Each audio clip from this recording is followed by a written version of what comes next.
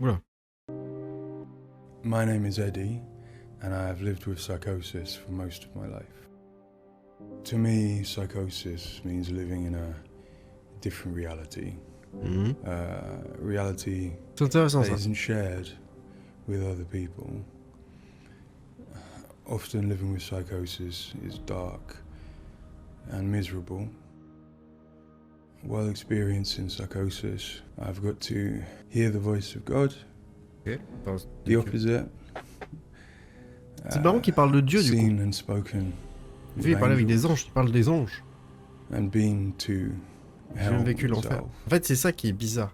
Parce que Recovery pour moi, college les gens qui connaissent la psychologie et tout, ils pourraient really pas did parler turn de my life Dieu, around. d'anges, de choses comme ça, parce que du coup, ça veut dire qu'ils sont I thought biaisés par le And here I catholicisme. am. Parce que ça veut dire qu'ils mettent à plat toutes les autres religions. Ils disent, bah, les autres religions, elles n'existent pas. Parce que dans les autres religions, il n'y a pas forcément des anges. Voilà. Donc, c'est l'esprit humain qui te fait croire des choses comme ça, et c'est intéressant. Experiences in Hellblade are very similar to some of my own experiences. She lives in a reality that other people might find hard to understand. Après, je suis d'accord avec ça. Par contre, son mal-être et son mal est important. Et ça, je le remets pas en doute. Je mets pas en doute qu'il voit des choses que les autres ne peuvent pas voir. Parce que c'est son esprit qui lui fait voir, justement. All sorts of things that are going on around. Après, qu'elle soit réelle ou pas, et que lui, peut-être, Senua a quelque chose en plus de nous, et qu'il peut voir des choses qui sont vraies, et en fait, c'est nous qui voyons pas la vérité. C'est possible aussi, ça, je dis pas. Dans la matrice, machin, tout ça. Mais voilà. De là à parler de Dieu et de ange, c'est là où du coup je suis un peu biaisé pour moi. Et où ça se perd. C'est peut-être juste un abus de langage. Je remets pas en doute ces paroles. It's difficult saying that it's an illness, that it's not real. Of course, to me, it is. Oui, voilà. Of course, to Senua, Il faut pas se dire que it c'est is. pas réel, c'est ce que son esprit lui fait voir. Donc c'est réel pour lui. Ça, je suis d'accord. To do these amazing feats of courage, to Et après, par contre, dire que overcome pain ça lui and fait exhaustion. avoir des choses, des exploits surmontables et tout, c'est vrai dans certains She cas. knows, she Et en knows. même temps, parce que c'est de la motivation, on a toujours eu nous aussi, enfin, moi perso, hein, pas vous, j'ai toujours eu pas des voix dans ma tête, mais des encouragements que je me fais à moi-même pour pouvoir me dépasser. C'est le but.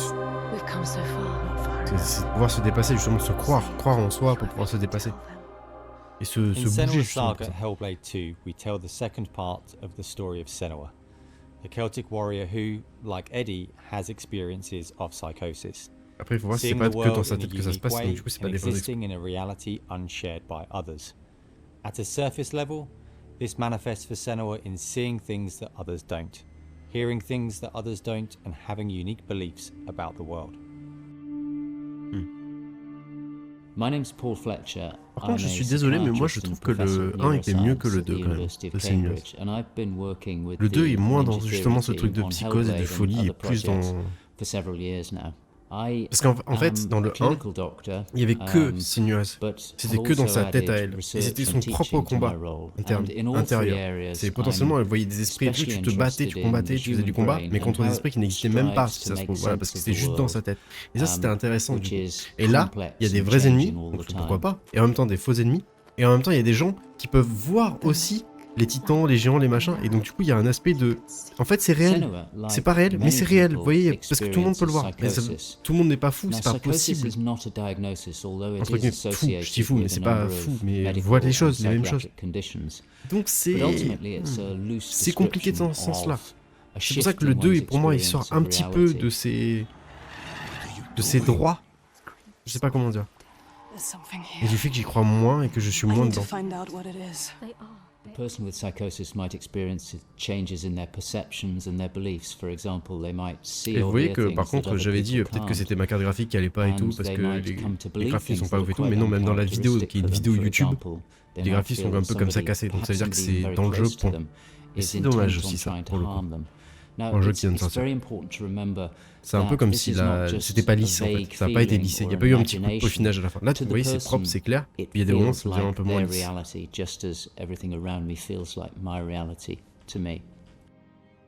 Ça, vous voyez, ça, j'étais vraiment très friand de ça. La personne, elle voit des mains, ça prend la tête, machin. Ça, c'est hyper works in general, how it vous le voyez en fait, makes sense of the world around it. Ça fait sens direct.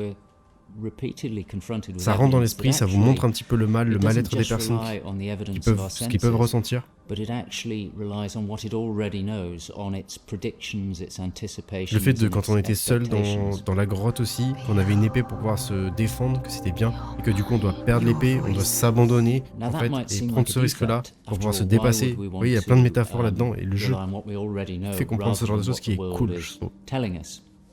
But if we did act simply as passive receivers, we would be completely swamped. We'd be like a newborn infant trying to make sense of the colours and shapes without any way of having a framework to try and understand those colours and shapes.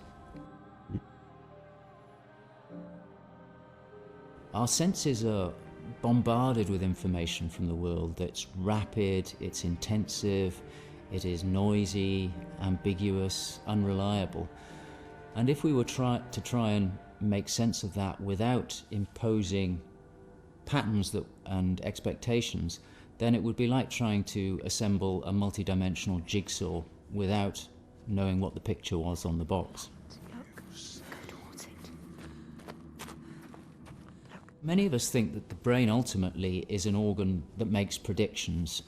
It craves patterns and associations in order to make sense of the world. And without that, we are confronted with a feeling of uncertainty, of anxiety, of distress, even of fear. They're calling. C'est stylé aussi. Where do these predictions come from? Many of them are actually embedded in the structure of our brain, probably wired there by evolution. Many of them come from our earliest experiences as babies, trying to make sense of this new world that we're born into. Many come from our early childhood experiences, from what we learn from others and how we interact with others, from our parents, our teachers, our friends.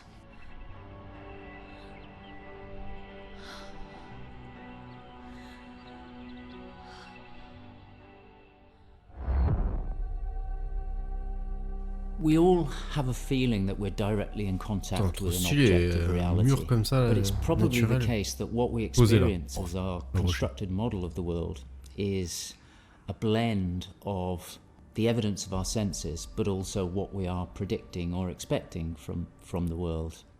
So this blend exists in a very fine and delicate balance, and the weighting of that balance probably varies a great deal across different individuals. But crucially, this balance is what determines how we experience and interpret and act upon the world. And some of them are embedded in shared experiences with others, our society, our culture, our arts, even our religions and our mythologies. So for the most part, this works very well for us and enables us to make sense of the world, but it's also, being a delicate balance, it can be shifted, and it's very easy, even under the most normal day-to-day circumstances, to deviate from objective reality. A good example of this is the hollow mask illusion. All of us are familiar with a mask. We know that it depicts a face and that the inside is hollow. But when we see the mask rotating round and we see the hollow side, there is a deeper prediction, probably embedded in our brain, that facial features tend not to be hollow, that they stick out. And this deeper prediction can override our knowledge that the mask is hollow and make us actually perceive the face as sticking out at us, despite what we know. The deeper predictions will override this. So for me and many in my field, perceptual illusions like this, which are very common, are really interesting because they tell us something fundamentally about how the brain is making sense of reality using its predictions. Le cerveau va toujours essayer de trouver une solution, un truc logique. Et s'il ne le comprend pas, il va essayer de le comprendre. Et de trouver un truc logique. How psychosis might begin to emerge. Même si sa réponse logique est complètement illogique. Je précise. An altered internal construction of one's reality. And it seems feasible that this is dependent upon this balance I've talked about between predictions and evidence. A good example of this is the hollow mask illusion. All of us are familiar with a mask. We know that it depicts a face and that the inside is hollow. But when we see the mask rotating round and we see the hollow side, there is a deeper prediction, probably embedded in our brain, that the facial features tend not to be hollow, that they stick out at us, despite what we know. The deeper predictions will override this. And it is probably the case that some people tend to weight their predictions more heavily. This, in many circumstances, is advantageous because it means that they can discern patterns and associations that perhaps other people can't. But if that balance was shifted further by different circumstances, then it may well be that they begin to construct a reality that doesn't accord with the world around them. What might cause that shift? Well, a number of things. It could be caused by stress, sleep deprivation. It could be caused by illness, neurochemical disturbances. It's also the case that our experience will change how we predict things. So a very profound experience, for example, of trauma, could powerfully change the way in which we make predictions about the world and shift us from this delicate balance into a state of psychosis. In the case of Senua, we know that from an early age she was able to discern patterns and associations that perhaps other people couldn't. And on top of that, her childhood and adolescence had a number of traumas in it. Her father was abusive and he accused her of being the cause of evil and darkness. Her mother, who had the same capabilities as she did, was actually sacrificed for the same reason. And in addition, her village was attacked by Vikings and her lover was brutally killed. And it's possible that all of these traumas would act on her natural tendencies to topple her into this psychotic experience that is depicted in Hellblade. With every defeat, the dark rot will grow and soon it will take her soul.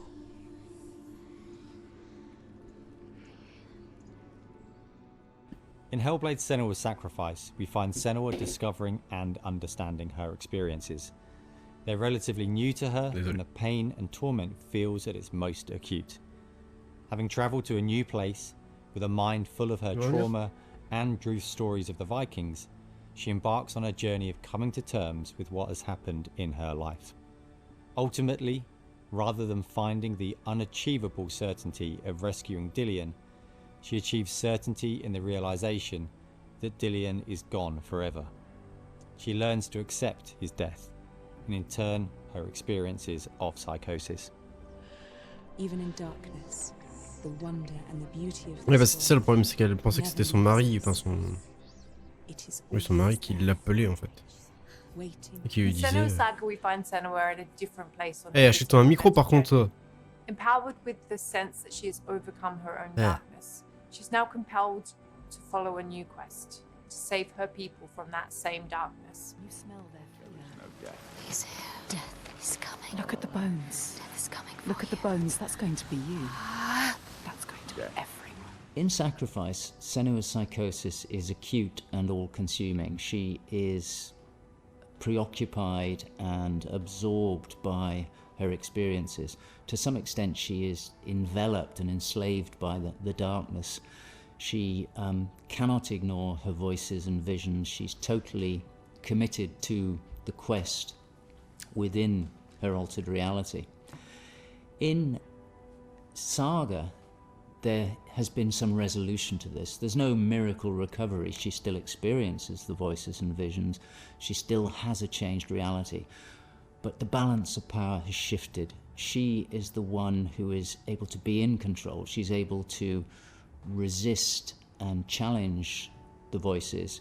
She's able to make decisions that much more clearly reflect her own goals. Comme elle a pris conscience. I see through your lies, and I will show them how to see as I do.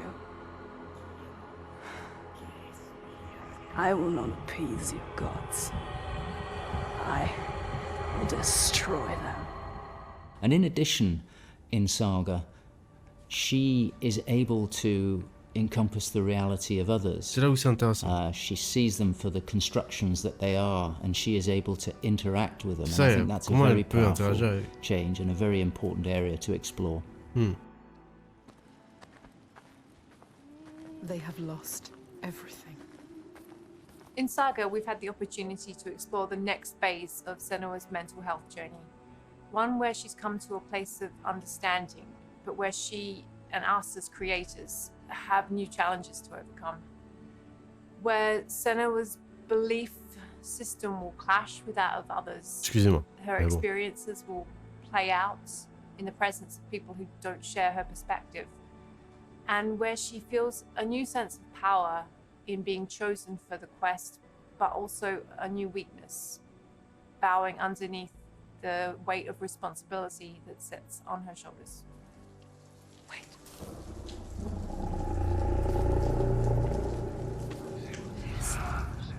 In Saga, we have Cette scène était vraiment bien, j'ai trouvé ça bien niveau gameplay et tout, niveau insertion dans le jeu et tout, le fait que ça pète de partout, il fallait courir, jeter les lances. Dommage que les lances, elles étaient juste en mode c'est fini, tu vois, on les voit sur le titan, ça aurait été stylé. Et qu'après, franchement, j'avais bien beaucoup apprécié cette scène. That scream, that voice, something dark, Senua. You need to go up there. Don't let them see you coming. You need to find out. Don't let the monsters find you. You can do this, Senua. To hear the world as Senua does, we spend time with people with lived experiences of psychosis, and also with Paul Fletcher. This made a strong basis of what it is to hear voices, what they say, how they sound, how they change or react to external stimulus, and this paired with all we learned from the first game, Hellblade: Senua's Sacrifice, led us to create Senua's own sonic version of reality. To me, it's a privilege to sit in a room to play our game, and as we progress, hear the comments, thoughts and suggestions. Each one provides a different perspective, and I find especially inspiring and humbling to hear from Eddie his own experiences. C'est bien parce qu'il est sur Game Pass, mais sinon... Especially, I find he has a way of putting very complex emotions, situations, in a very simple yet poetic way, and it's really inspiring for me when I'm thinking in Senua's journey. We use binaural audio to bring 3D space in the headphones. This allows to experience the voice hearing and other sounds with a physical sense.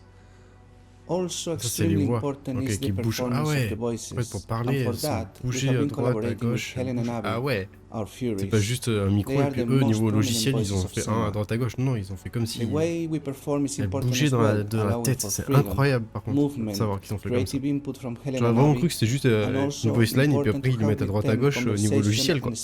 Non, même pas.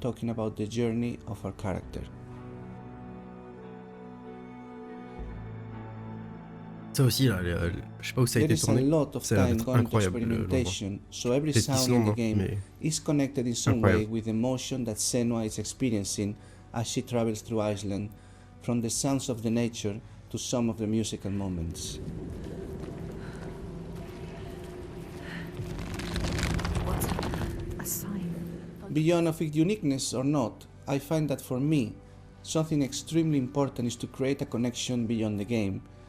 So in understanding Senua's own reality and going on a journey with her, I hope our players will understand better how people experience reality different, and in doing so, I feel, we break those walls that keep us distant and lonely. Ça doit être une très belle personne. Il a d'être trop gentil, monsieur.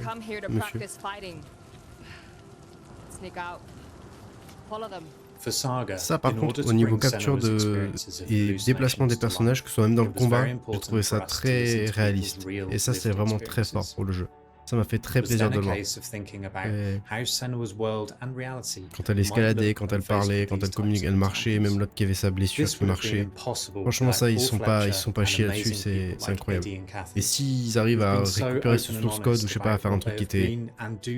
Pour plein d'autres jeux, ça peut être vraiment bien, que ce soit dans les cinématiques ou pas, pour l'immersion c'est vraiment bien. Le déplacement des personnages et tout, vraiment fort. S'il y avait ça dans Starfield par exemple... Je sais pas, moi je dis ça à Microsoft, hein. Cymatic patterns, with lighting and post-processing changes to all help reflect the current feelings of Senua. And hopefully, when combined with the audio and gameplay, the player will get a sense of what we are aiming to achieve. Ah moi je vois ce qu'ils ont essayé d'accomplir. Et c'est très propre. Le seul truc où je les suis pas, c'est quand ils ont essayé de faire que le scénario parte en couille dans le sens il faut qu'elle détruise les titans et ça détruit les tempêtes et tout. En fait, il peut y avoir des croyances là-dessus, ok, mais que ça touche tout le monde autour, c'est un peu bizarre. Voilà. Et puis après, le fait qu'elle tue le Jarl, je sais pas si ça s'appelle un Jarl, mais le roi là, du coup, ça ok, mais du coup, ça manque d'équilibre un peu dans le jeu, je trouve, sur certains points. De cohérence, en cohérence. Alors que le 1, on était un peu plus... Bringing comment dire, un peu plus gentil. Là, le 2, on est un peu plus moins tolérant et du coup, c'est voilà. Pareil, le papa là qui parle. On sait même pas ce qu'il c'est, on sait pas qui c'est. Ça peut être une voix dans sa tête, une ombre, un truc comme ça qui la suit à chaque fois, qui lui dit c'est pas bien, qui lui fait des doutes. Mais on n'a pas combattu en fait. On lui a pas dit d'aller se faire voir. C'est un peu. Alors peut-être après c'était sur la fin, on n'a pas vu la fin du générique, je sais pas. On n'a pas la bonne fin, je sais pas. Quoi qu'il arrive, c'est un jeu qui est très, très intéressant, qui est intéressant à voir ou à faire. Voilà. Même à voir, je pense que ça suffit. On laisse play. Donc, et de voir aussi comment les gens réagissent, c'est assez intéressant. C'est pas parce qu'on l'a vu une fois ou qu'on l'a fait une fois que je vais pas le revoir si quelqu'un le fait. C'est quelque chose de bien.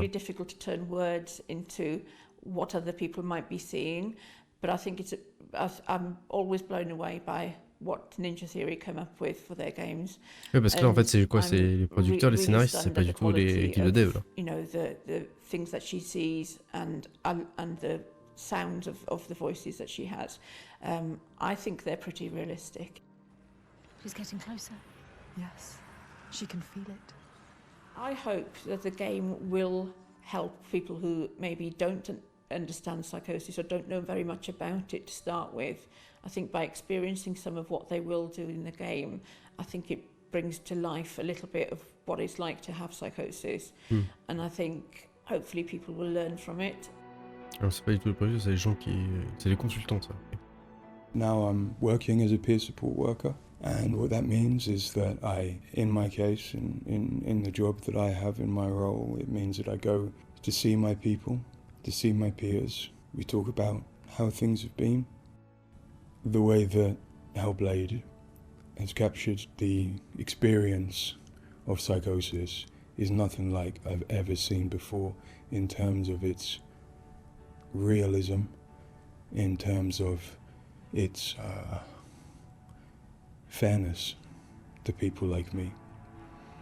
Alors c'est bien, mais en vrai, je pense que c'est... Il faut faire attention, on va parler au nom de tout le monde, parce que en vrai, c'est sa psychose à lui ou sa vision, et pas forcément celle de tout le monde.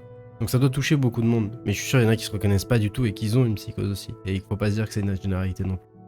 Donc faire très attention avec ces propos-là. Mais je pense que oui, après le jeu a essayé, quoi qu'il arrive, de respecter au mieux les psychoses.